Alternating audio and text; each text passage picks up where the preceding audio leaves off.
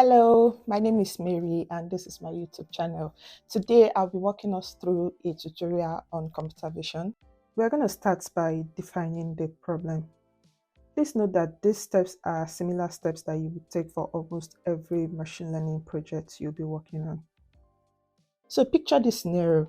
I went to the supermarket to do a little shopping and I picked everything I wanted, went to the counter. Then the cashier says to me that everything I was buying cost £3.36 and I wanted to pay with my cash. Then he said that I can only pay for a minimum of £5 on my card.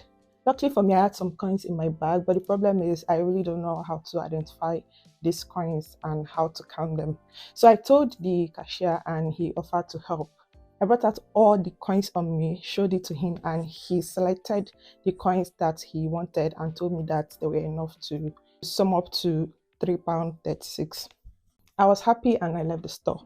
Now I had this problem over and over again. But then I thought to myself, what if I don't have to ask people to help me count? What if I build a computer vision model to help me do the counting instead?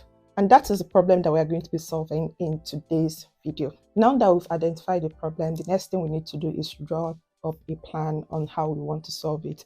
And yes, sometimes you may not be able to identify every detail of your plan from start to finish, but at least you should be able to have an idea of what you want to do. So first, we'll be gathering our data, which means taking pictures of all the coins that we are going to be spending. So there's the 1p, 2p, 5p, 10p, 20p, 50p, 100p, which is actually £1, and then there is the 200p, which is £2. So we'll be taking a lot of pictures, try to generalize our data. We'll be taking pictures on different backgrounds, under different lighting conditions. We'll take the pictures of the coins in different combinations. We just want to be able to have ideal situations.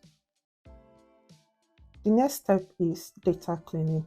And this is where we get the opportunity to scan through our data and try to see if there's anything we need to take out.